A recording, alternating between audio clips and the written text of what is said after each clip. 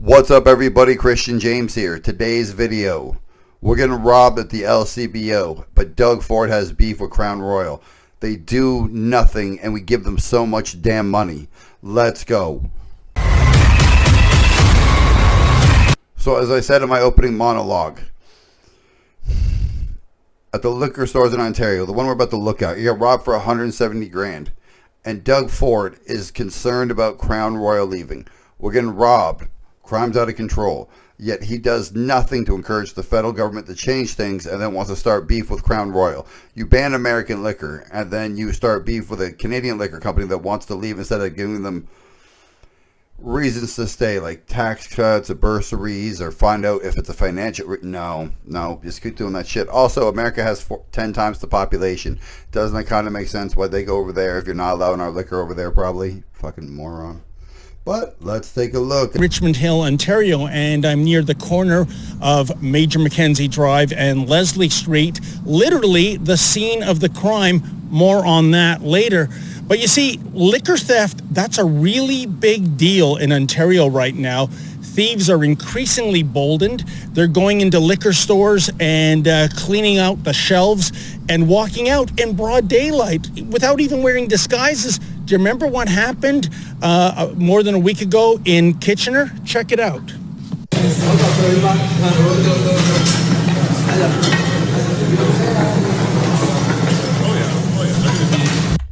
You can easily identify that man. He has a perm. He looks like a certain character, and I don't know what it is, but I'll have it on here before I'm fucking done the editing. Look, just brazen, just stealing, straight up. Why is there no security? You can tell by the language they speak they're not from around here. But yet we let them in, and this is what they do. Christian, that's racist. It's not racist, because if people look like me came in and did this, then I would be upset about that too. I would be very upset. Because the Liquor Control Board of Ontario is publicly funded. When they steal from the liquor store, they're stealing from us, which means they're stealing from me and they're stealing from you if you live in Ontario. If you don't live in Ontario, I don't know why you're watching the fucking video.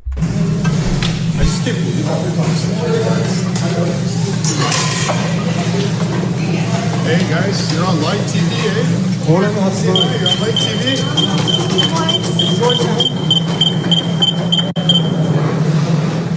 Unbelievable. Now, the haul that day in Kitchener was approximately $8,000 worth of product. And we just let them take it, right? And then that's like, well, if they let us take 8, we take 10. If we take 10, we take more. And nothing ever happens. But this is what the problem is. And we'll see later what Doug Ford thinks the solution is. But I got to tell you, folks, those thieves were amateurs compared to the guys that came by this store in Richmond Hill recently. You see, an LCBO insider tipped me off that this store, in one day, with one band of thieves, was robbed of more than $120,000 worth of product. I'm still not sure if that's the retail value or the wholesale value. And it doesn't matter. They stole a really nice car. They stole a really cheap house. They stole $170,000. Boom, right between the eyes. It is absurd that we allow this to happen, and it's going to continue to happen, right? So we're getting robbed. Now, that's enough of that video. We can look at it later, but we all know we're getting robbed, okay? But no. Let me go. Let me find the damn video that pissed me off in the first place and made me make this stupid video. What ain't a stupid video? Now look, okay? Here we go. It's time to stop the false showmanship and bravado. It's time for our politicians to recognize that they have caused problems and that they need to propose real solutions. Nowhere has this been more clear than the pictures that we all saw across the country of Ontario Premier Doug Ford pouring out a bottle of Crown Royal whiskey to protest the fact that an Amherstburg, Ontario facility which has bottled Crown Royal whiskey for decades is going to be closing down, with its Canadian operations moving to Quebec and its bottling for American customers moving to somewhere in the United States.